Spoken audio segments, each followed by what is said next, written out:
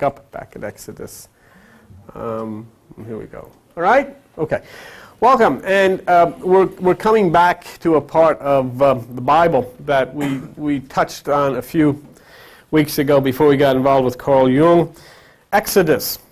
Now, if I stand up here and you're kind enough to come and share these things with me, I am not going to stand here and insult my intelligence or insult your intelligence by telling you about 40,000 people trying to find a street somewhere and wandering for 40 years looking for it. I mean, when you hear that there are thousands of people wandering across the desert for 40 years, not 40 days, 40 years looking for a street or someplace and I can't find it, then you know there's somebody trying to tell you something. In this particular context of, of an idea, we have to go right back to the very basis of our foundation of our religious beliefs in this country, and countries all over the world. I mean, you're raised. I don't know where you each went to school, but most of you are fairly intelligent. I consider myself fairly intelligent. You people, we have all been raised. Like there's a lady here that was telling Vinny, she couldn't believe I talked the way I did. We have been raised by our culture to believe that our problems are caused by devils. Devils. That's the cause of our problem. And we don't refute that. I mean, churches are packed all over the place, and that's the foundation of their teaching, that your problems are caused by devils. And that in order to get back at the devil, we have a God who is really a smart guy. He knows how to do it. He'll kill his son. That'll take care of it. We don't have a question. Oh, that sounds good to me. Praise God. Thank you for killing him. Why'd you kill him? Well, why? No, it doesn't make any sense. And the reason all of this is taught to us, it then brings us into these big places where somebody teaches us that our salvation from devils comes through them. That they're going to, guide us to the point of being saved from devils. We never stop to think. You're mature people. You went to school. Many of you went to college. That the only devils that exist are in our head. And that they're our own thoughts. And no devil makes you do anything. You do things because you want to. And you enjoy it. And it doesn't make any difference even if it's scuzzy. You still do it because you want to and you enjoy it. It's nothing to do with the devil. But when do we mature? But you see, the problem is, if we stop believing in devils, then we have to take responsibility. And we don't want to do that. And so we don't take responsibility for the things that go wrong. We blame it on the devil. We're not going to certainly take responsibility for lifting ourselves out of it. So, we don't feel we're capable. You're told all of your life that you're not capable. That, all of your righteousness is like a filthy rags and you're all sinners. There's not one who is clean. And so you reach that point of saying, well, I guess so. So we need a Savior. So we got a hero. We could create Jesus. And we create a crucifixion. And we create a crucifixion. Is it anything new? I mean, is this clever? Did we originate this? No. This was originated by the fact that the sun on December the 21st, the shortest day of the year, goes through a constellation called Crux, which means cross. So we take that and we create a story around it. As I told you on December the 21st, if the sun went through Taurus, we would have rewritten the story and Jesus would have been gored to death by a bull. So we create all of these things. They don't work. The world is a brutalized, savage place. And it's okay. I mean, we don't stop for a moment to question, is any of this stuff right? I mean, could it possibly be that maybe we have been believing in some types of fables? Maybe we're taking some types of myths literally, and as a result of this, we find ourselves with no idea of what to do. We have no idea at all of what to do. And you've been reduced to coming down to the cellar of Vito's shopping center listening to me to try to figure out what the heck to do. Because you don't know. Nobody knows. But you do know one thing. You do know that it's very violent out there. It's very competitive out there. It's the source of great sickness and disease and all of this stuff out there. What have we taught? For 4 years in this room, we've been telling people that the pineal gland of the brain secretes a hormone called melatonin, We've told people that Jesus spoke about it, Jacob spoke about it, Osiris spoke about it, Rene Descartes spoke about it. This melatonin is supposed to be able to cure cancer and do all of these things. Now, all of a sudden, 4 years later, there's people selling it in the health food store. It's in Newsweek magazine. It's on CBS radio. And somebody will go up to you and say, I can't believe he says these things. Because they never have said them. Because they don't know this. And you've been deprived of knowing what your own body does to cure you, to heal you, to make you wiser, to give you understanding, because religion won't allow you to know. And the reason religion does not want you to know this is because once you know that God is inside of you, what do you need them for? And them, they exist for one purpose, to control. To control. And that's why I love Carl Jung so much, because Carl Jung said that the devastation that comes upon the human race is that they allow themselves to be controlled. You allow yourselves to be controlled by those of your family. You allow yourselves to be controlled by your school. You allow yourselves to be controlled by politicians. Look at these bizarre people, what they've done. They're going to take money away from Medicare and Medicaid and welfare and all these. They're going to take money away from poor people, and they just gave the cable companies a right to raise their rates. And not only that, I wouldn't be so basic. That's awful. These are bad people. You elected them. And after they get done and they'll screw this up, we'll get other people and we'll elect them. And they'll come around and do that, and then they'll screw up, and it goes on and on and on and on and on and on, because we're part of a mob. We're part of a gang. And we can't individuate. We've got to think for ourselves. So I come to the point in the book of Exodus, and I'm going to talk about 40,000 Jews traveling across the desert looking for some town, and they can't find it, and they're out there for 40 years. 40 years, and they can't find it. Imagine a guy starts 25 years old, he's out there, he said, listen, can you tell me I'm looking for Birdville, I don't know. 10 years later, he's 35 years old, still out looking for the same town. Now he's 45. He's been there 20 years looking. I mean, can't somebody say, hey, the sun rises in the east, let's go that way. Eventually you're going to come to the ocean. I mean, it has to be. You're going to come to something. And so what are we looking at here? We're looking at a beautiful thing called allegory. Allegory is a story that takes the premise of a historical story, but it's actually a symbolic story. Folks, are you going to sit and think for a moment that there is some guy called God who lives on a planet somewhere and who's trying to figure out how to forgive you for smoking? Or maybe he heard you went down to the Taj Mahal the other night and played the slots? Or maybe some other things that he's got to forgive you. And so in order to forgive you, he's going to torture somebody to death. This is great. It's our Heavenly Father going to kill somebody. And then he's not going to come down and kill this guy by himself. He's going to use hitmen to do the killing. And then, because Jesus said, they don't know what they're doing. Of course they did. They didn't know they were killing God. And after this, he's going to send people to hell that don't do what and have people jab you with pitchforks while you sit in a frying pan forever. And he's going to finalize all of this wonderful love that he's involved in by causing Armageddon and blowing the whole blasted thing to pieces. And you're going to come to church and say, thank you, Lord, for loving me. Get out of here. The guy's a maniac. What are you talking?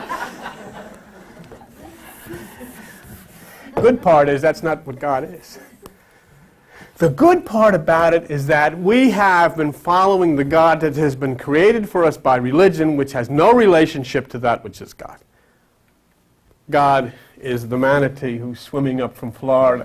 God is the dolphin who leaps in the ocean. God is a pussycat. God is a little puppy dog. God is a little child. God is the wind in the willows. God is the stars in the sky. God is the beauty. God is the pineal gland sitting there, totally neglected, ready to pour forth melatonin and make you younger and make you heal and make you feel better and make you understand, which is totally neglected. All of these things are what God is. But we have allowed religion to create us this God of violence and retribution and destruction. Now, if we're going to have an exodus, we're going to come out of Egypt, we're going to come across the desert, we're going to come to the Red Sea, we're going to cross the Red Sea, we're going to head to the Promised Land. It never happened. It never, ever happened because it's allegory. Look up allegory when you get home, but let me show you something. Go to page 953 of the Bible. 953. Real quick. Here's the Apostle Paul talking about an Old Testament story. Do you remember when Abraham's wife got pregnant when she was 103? Would that be something for your Heavenly Father to pull on somebody? Hi, Maud. Hey, guess what, Abe? Oh, God. No wonder Abraham went out. He's going to kill everybody. He's going to kill you. What are you talking about? You're 104. Hey, I know. I'm going to have a shower. Yeah, jeez. Come on. But you know the point is, you would never, ever think of not taking that literally. I mean, go to the Garden of Eden. What do you got? Two people running around with no clothes on. This lady had no panties on. This guy had no shorts on, and they didn't know it. But they found out. You know how they found out they didn't have any clothes on? They ran into a talking snake. And the talking snake said, hey, what's that? You better get your shorts on there, fella. But when we're laughing at ourselves, folks, because this is the basis, this is the foundation of our culture. We believe this. So God comes down and says, Adam, who told you didn't have any panties on? The talking snake. Oh, yeah, well, he would know. Right, now, nobody ever questions this. Had anybody ever thought, did they ever tell you, whatever college you went to or school, that snakes don't talk? Snakes do not talk. I know it's blasphemy. Nonetheless, let me assure you. Here's a guy who's on a boat, falls overboard, gets swallowed by a fish, lives in the fish's intestines for 3 days. It's a vital part of your culture. He's in the fish's intestines. The fish is out eating all other kinds of junk, and this guy's living in there for 3 days. Gets up, brushes his teeth in the morning, you know. Every time the fish opens his mouth, you know, it's like turning the light on in the refrigerator. What, this guy's in there. What is this? The fish pukes. After 3 days, the fish pukes, and an evangelist pops out. Repent! That sounds... Nobody ever questions it. It's all right to me. I like that. Let's all sing and sing Just a Closer Walk with Thee. I don't want to get anywhere near these people. Would you want to get near this? Jesus. And if you question this, you know, this is the amazing part. If you question this, you're saying, oh, why does he say these things? Because fish cannot swallow people, because snakes don't talk, donkeys don't talk, and all these things. These are, look, did you open to page 953? You're at Galatians chapter 4. Look at verse 25. This is the Apostle Paul. Which things are in allegory. Okay. If that's what it says, that's what it says. It's an allegory. And if I've got all of these people wandering around in the desert, I've got to find out. We've left Egypt. We come across the desert. We come to the Red Sea. Back across the desert, we're trying to get to the Promised Land. Now we realize this is allegory. We realize no such thing like this ever happened. But there is a place where you are not respected for what you do. You work your tail off, and it just piles up more and more on you, and you never get anywhere, and nobody ever thinks that you know what you're doing. You're not allowed to say anything. You're not allowed to do it. You're just supposed to do what you're told, and you got to get out of here. And you get to a point of confusion, and then your emotions start driving you nuts until finally you break across and you start heading in this direction. Now the point is, when we're talking about Egypt, and we're talking about the desert, and we're talking about the Red Sea, and then we're talking about heading to the Promised Land, we've got to, in order, if we're going to discuss it, locate it. We've got to use a map. Anybody ever seen a map of this area of the world? Okay. If you would take your left hand, right now we'll place our hand on Egypt. Do you have a left hand? Anybody have one? Would you follow it with me? Place it right here. That's Egypt. Right here. Put your hand right here. That's Egypt. Move with me a little bit this way. This is the desert. A little further, you've reached the Red Sea by the pineal gland in the center. Come over, cross over, the desert. Now take your right hand, put it over here. It's the Garden of Eden. That's the Garden of Eden. That's the place for the tree of life. And that's the struggle. You're trying to get out of all of the bondages, all of the hurts, all of the guilt, all of the fear, all of the torture, all of the sickness that has been drummed into you on this side. Follow it across the desert of your meditation, across the emotions raging within you, back across this desert of meditation until finally you can get to the promised land. When you crossed the Red Sea, you didn't get to the promised land. All you knew for sure is that you're heading in the right direction. And I'll tell you something, that's why you're sitting here. You haven't reached the promised land. But you do know that you're heading in the right direction because there's no fear taught here. There's no guilt taught here. There's no hate taught here. There's no war taught here. There's no vengeful God taught here. So you must be heading in the right direction. So you've pulled through your meditation, and that's why it is so important, and that's what happens. And that's what this whole story has nothing to do about people who are traveling across the desert and the wilderness. Forget that. It's talking about this pathway here, right here, from here to here. Energy. Moving from the left to the right. Go to page 60. And page 60 you get in the book of Exodus and in Exodus chapter 15. Page 60, Exodus chapter 15. And look at verse 22. So Moses brought Israel from the Red Sea, and they went out from the wilderness, and they went 3 days in the wilderness and found no water. Now Moses does not exist. But Moses does exist because Moses is that part within you that says, we've got to go.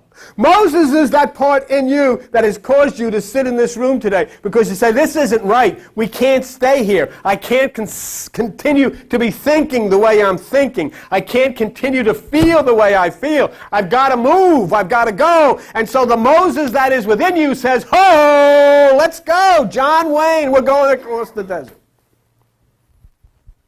And so you move out from the bondage of the left side. And what does that mean? You are no longer going to pay attention to Pharaoh. You are no longer going to pay attention to the Catholics or the Baptists or the Methodists or the Hindus or the Buddhists. You're going to pay attention to a whole new thing that's within you. You're moving in a whole new direction. You're leaving Egypt. You're no longer going to be this patriotic. You're no longer going to salute this flag. You're going to move in a whole direction that's universal. You're going to start taking your instructions from within. You're going to start taking your instructions from the stars. You're going to start taking your instructions from the very essence of life, which is nature.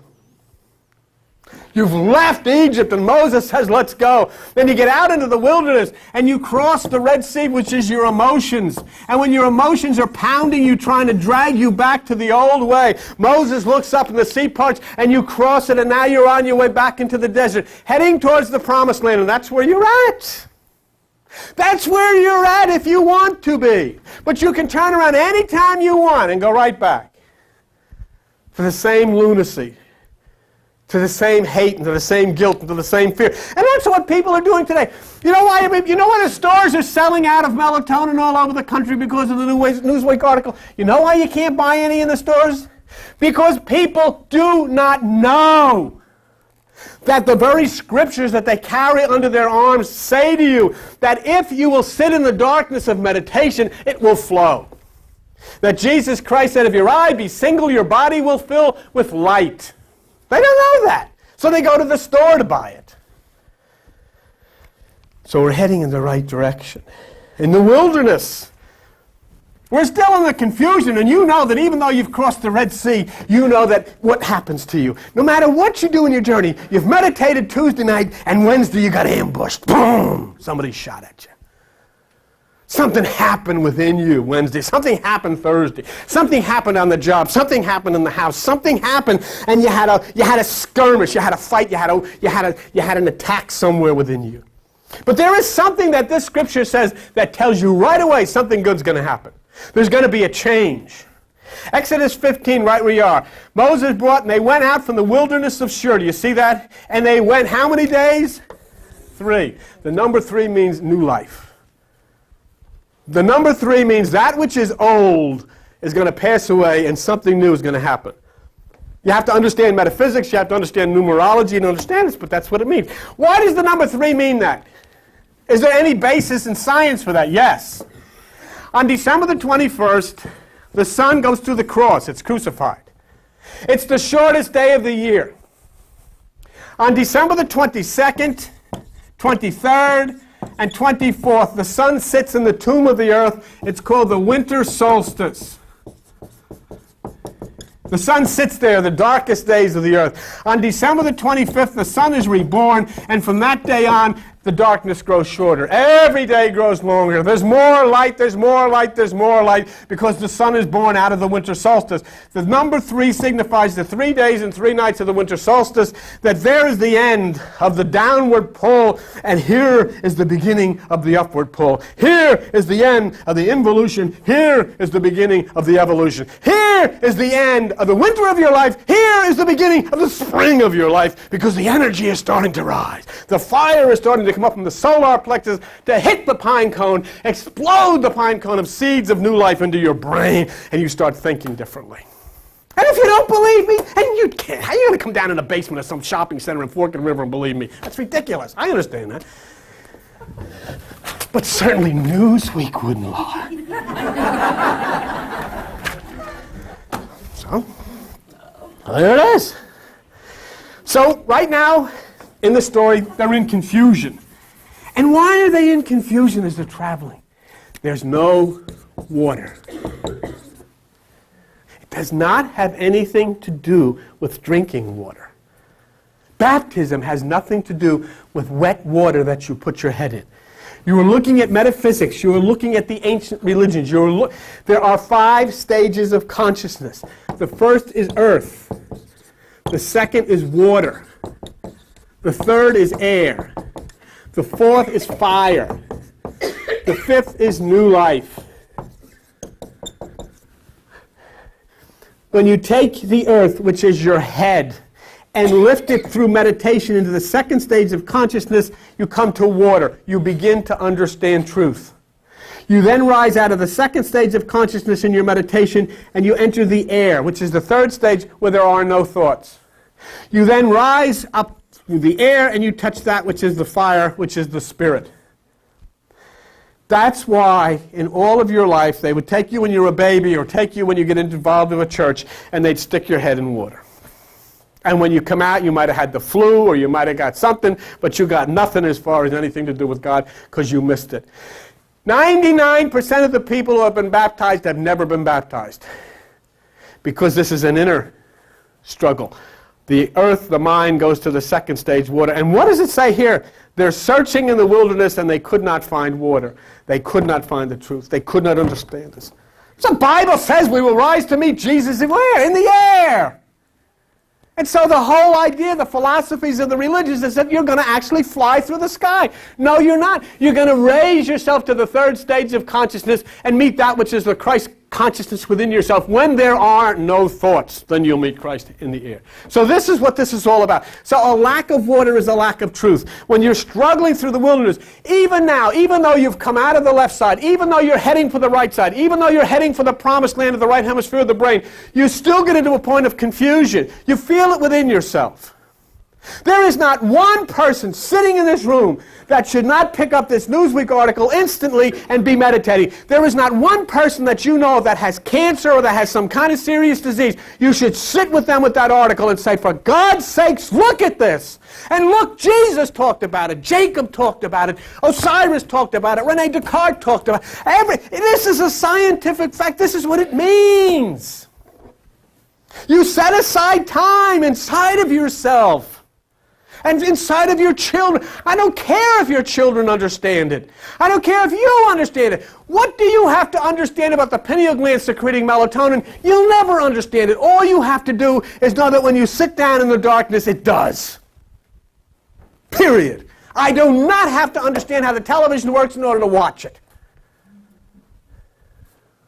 All I know is I press the little thing in my hand and pictures come on. How it happens, I haven't any idea.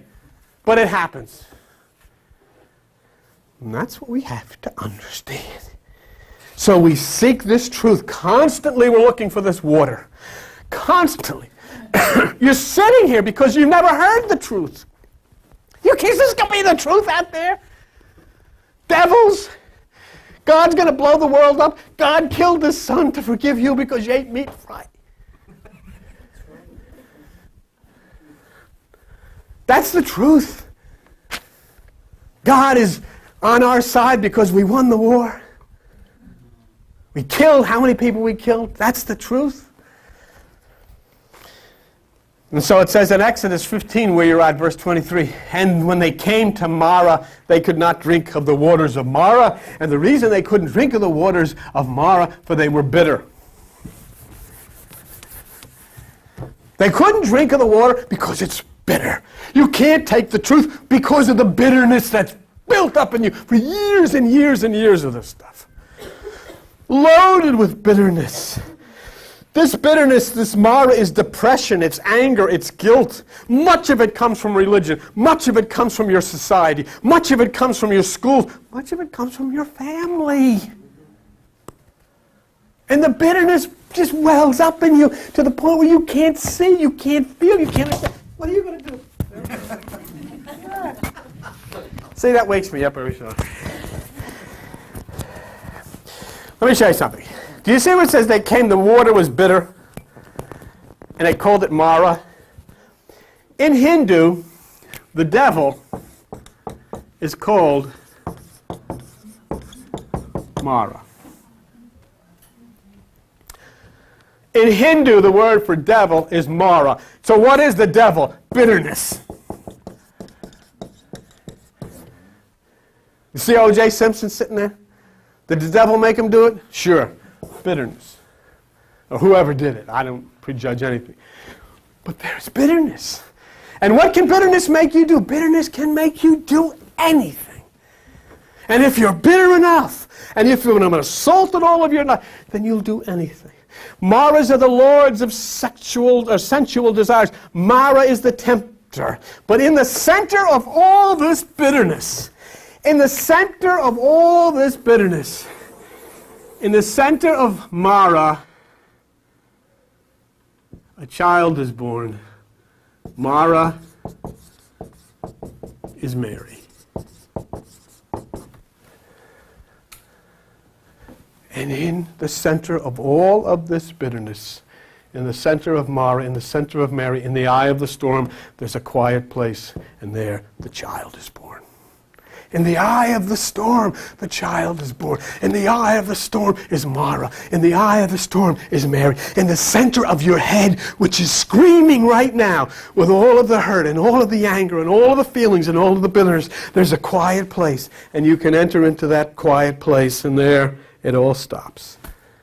And there that pineal gland opens, and there the melatonin flows through all parts of your body, and you begin to see things differently, and you begin to feel differently, and you begin to act differently. And that's what it says that Jesus, I am in you. This is the Christ born out of the bitterness. And the source of the bitterness is thought. And the source of the bitterness is thought. You say, well, I don't want to think this way. You don't have any look, here's you. And you're nice. But somebody's dumping in you. Dumping in you, all of your life dumping in you. This is the way it is. Don't think this way. Don't do this. Don't do the other. Do this, do that. And before you know it, bang, bang, bang. And this system's thoughts become your thoughts. The system's thoughts become your thoughts, and it becomes bitterness. And the bitterness flows, and the bitterness flows, and the bitterness flows. And what does Jesus say? Go to page 782. Matthew chapter 6. And in Matthew chapter 6, look at verse 25. Therefore I say unto you, take no thought. And look at verse 27. Why do you take thought? And look at verse 28, and why do you take thought? And look at verse 31, take no thought. And look at verse 34, take no thought. He's saying you've got to separate yourself from these. He doesn't say don't worry. There's no way you cannot worry. But he's saying take no thought. Separate from these thoughts. Separate from these thoughts. There's a plant called Artemisia absinthium or something like that, but it's called hemlock, and it's also called wormwood. It means bitterness. It means bitter. It says in Proverbs 5:4, there's a strange woman, the emotions, her end is bitter as wormwood. But then it says in Revelation, a star fell. A star fell. A light fell. There within you was a star. There within you was a good feeling. There within you was an ideal, an idea, a source of love. Something came into your life. Something dumped into you. Something changed you. Something made you feel not the way you used to feel. And the star fell. Go with me for a minute to page 1007. Revelation chapter 8. 1007. Revelation chapter 8. And verse 11. Verse 10, and the third angel sounded, and there fell a great star from heaven burning as a lamp, and it fell upon a third part of the rivers and upon the mountains of waters, and the name of the star is called Wormwood, and the third part of the waters be called Wormwood, and many men died because they were made bitter.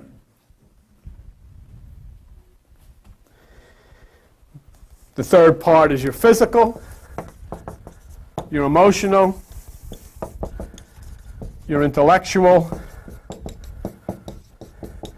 and when your spirit is brought down, when that star falls and is brought down by that which is the ideas of your religions and your families and all of this, when that drops, this drops with it. And most people die because of bitterness. And cancer comes from bitterness, and all kinds of things can come from bitterness, and all hope goes, and you know what happens, and what's the rest. They were made bitter.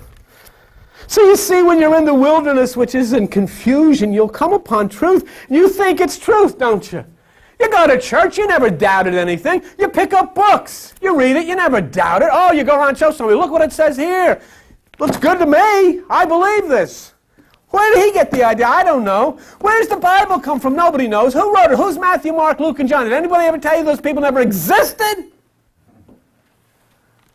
King Solomon, King David. Did anybody ever tell you there never was a King Solomon? There never was a King David? No. Did anybody ever tell you that the whole New Testament was written in Greek by Greeks in Greece? And it's Greek mythology of Plato and Pythagoras and has nothing to do with Jews and Israel? Did anybody ever tell you it's a myth? No. Well, it's not. Couldn't you ever stop for a second and say, where did all these English people come from? Where did Peter, Paul, and Mary come from winding up in Palestine? Nathaniel, Bartholomew, Philip? Did you ever know there's nobody born named Nathaniel, Bartholomew, Philip, Peter, Paul, and Mary that live in Israel? Never. Nobody ever questions that. Somebody made it up. But it's not made up because of a silly, it's made up because we don't understand. We don't understand allegory. We don't understand metaphysics. We don't understand myth. We don't understand symbolisms. I was telling Josie, Josie's family has a restaurant up here, Tara, and a couple of weeks ago we were in there, one of the young ladies, his sweet girl name was Antonina, is it, or something? Antonella, she's from Italy. And I looked up at her and I said, you know what? Let you and me go shoot the bull. What are we going to shoot bull for? Oh. To her, I meant, let's go kill an animal.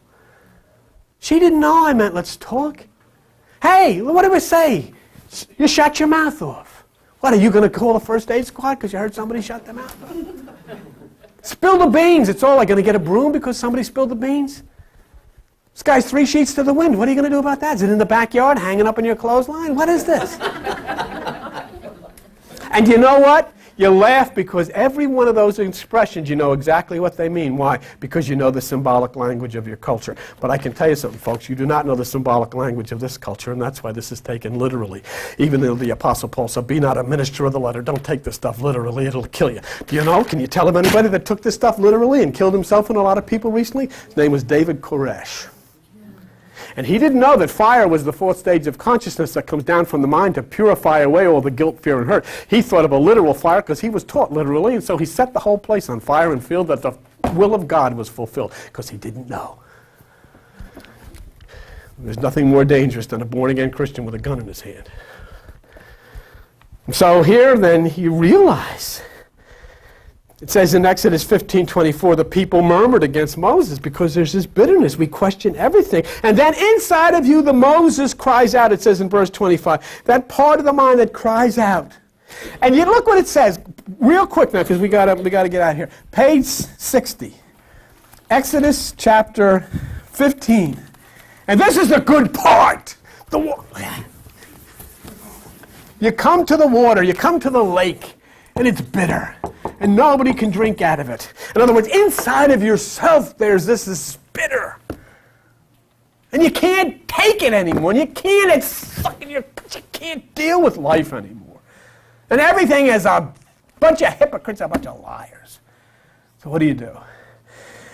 It says in Exodus chapter 15 and verse 25, and the Lord showed him a tree. Now the word tree, metaphysically, means you. In the Kabbalah, the Sephirah tree is you. You are the tree of the knowledge of good and evil. You are the tree of life. You are the tree. If they were to show you an x-ray of your back, you could see all the nerves, and they spread out in your body like a tree. And what does it say to do? Take the tree and put the tree in the water. Take yourself and put yourself in the second stage of consciousness in the meditation. And you sit there, and as the electrical resistance goes up, the resistors, you chant the international word of electrical resistance, and you chant, Om. See, you thought these people were crazy Buddhists up in Tibet something. You didn't know that they were talking electricity and electrical energy when they were saying, Om. Om! And it would light one chakra, one nerve center, one resistor after the other until it finally hit that pineal gland that sends forth the melatonin. Put yourself in meditation. Put yourself in the water in the second stage of consciousness, and it says here, and the bitter water will turn sweet. The bitterness will go away. The thoughts will go away. Well, I'm not saying he won't come back, and you go back, but the bitterness will go away. Isn't that great? Cast it into the waters were made sweet. And there he made for them an ordinance, and he said, if you'll listen to me, and if you'll do what is right, I will, look at verse 26. Talk about melatonin? We're talking about the pineal gland? We're talking about what it says, going to heal all of these diseases, it says in Newsweek magazine. It says here, look at verse 26. Look, if you'll listen to what I say, you'll do it right, I will put none of these diseases upon you, which I have brought upon you.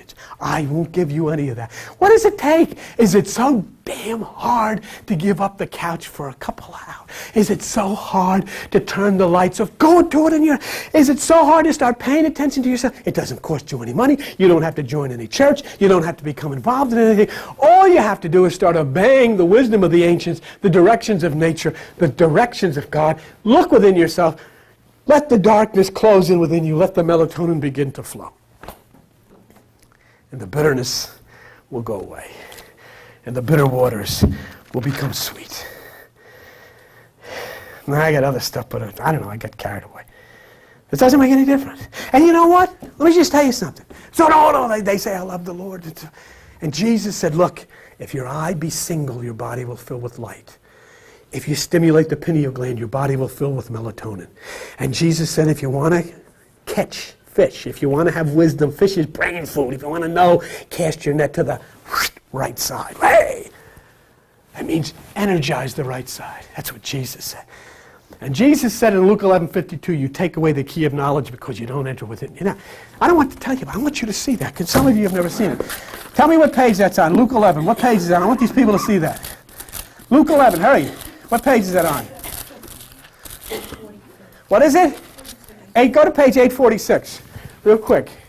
Luke chapter 11. Okay? He's talking to the lawyers. Lawyers are people who write the Bible. What does he say? What does it say? You take away the key. Luke 11, chapter 46. Wait a minute, if I got the right... Right, yeah, Luke 11:52, I'm sorry. Luke 11:52. Woe unto you lawyers, and those are the people who give the law of the Bible. You have taken away the key of knowledge. you entered not in yourselves. I didn't say that. Some New Age preacher didn't say that. Jesus said that. There's the key of knowledge. Has nothing to do with going to church, has nothing to do with becoming religious, has nothing to do with reading the Bible. It has to do with entering within yourself. And you hinder those who are entering it. So we meditate, the bitter becomes sweet. And now we'll just go into where we're going to be next week as we continue this. Go to page 60, Exodus chapter 15, and look at the difference. They threw the tree in the water. You place yourself in the second stage of consciousness, which is the truth. And in Exodus chapter 15, okay, where you are, in Exodus chapter 15 and verse 27, it says, and they came to Elim. Elim means trees.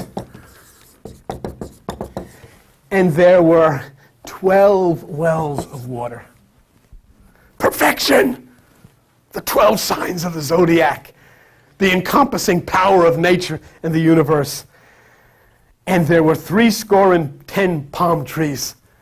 70 is 3 times 20 equals 60, plus 10 equals 70. And the number 7 means divine intervention. The 7 chakras. The 7 nerve centers that ride up your spine. You think what I'm talking about? I promise you this is the last thing I say. Go to Revelation chapter 5. Tell me which page it's on. You can read it with me. I'll give you the Hindu Kundalini. I'll give you what Newsweek magazine is talking about. I'll give you it in the Bible. And that's why people there don't like me. Because that's not that I'm using crazy books. I'm not using screwy books and screwy stones. I'm not throwing smoke and stones. I'm giving you it in the Bible. Do you want to see the Hindu Kundalini? Do you want to see the essence that rises up your spine, goes through 7 nerve centers, impacts the pineal gland, and throws open the right hemisphere of the brain in the Bible? Revelation chapter 5. It's on page 1005. 1005. Revelation chapter 5. You there? I want everybody to see it. You there? Mm-hmm. And I saw, you see chapter 5 verse 1, and I saw in the right hand, which signifies the right hemisphere of the brain, of him who sat on the throne, which is the highest consciousness, a book. That's the book of life. Remember when you were a kid in your religious school, they said you got to have your name written in the book of life? This is how it happens. A book written where? Within. And where? And on the backside. And sealed with 7 seals. How do I know? The Bible tells me so. So they come to Elim. That's good. They come to Elim. And there's 12. And what happened? We have come and we have found the perfect truth. Oh, are there going to be more snipers? Oh, this is great. As they go across Exodus, there's people sniping at them all over the place. Doesn't make any difference how much you meditate. There'll always be a sniper. There'll always be a snake in the woodpile. There'll always be somebody sniping at you, somebody trying to beat you up. But you're going to get stronger and stronger and stronger. And even to the point where you get near the promised land, people are going to tell you, oh, don't go near that place. Don't go near that church because there's demons and devils within you. And it says they sent out spies, and some of the spies came back and said, oh, they got giants. We don't want to go near them. And Joshua said, the hell with you. I'm going anyhow. Pow, he went. And they crossed the Jordan, and they made it to the promised land. Where did they come? They came from here all the way over to here. Do you know what has happened in your life? You know what has happened in my life because of religion? The people that were over here, we had religion, we have Christianity, we have Buddhism, we have Hinduism, we have Muslim. You know what we've got? Zip, right back here. We've made a journey the opposite direction. We've come from here, which is 90% of your brain. 90% is dormant. 10% you use because we gave it all up. And so with the Bible itself says, I want you to tithe. I want you to give 10%. It's not talking about 10% of your money. It's saying, I want you to give the 10% that you use. If you give me the 10% that you use, I'll give you the 90% that I use. Shut it down, meditate, and allow the melatonin to flow. Allow the pineal to explode, new life, new seed into your body and into your mind and into your soul. And we'll continue with the Exodus now that we've come to Elim, across the mountains to the promised land. Not bad. Thank you.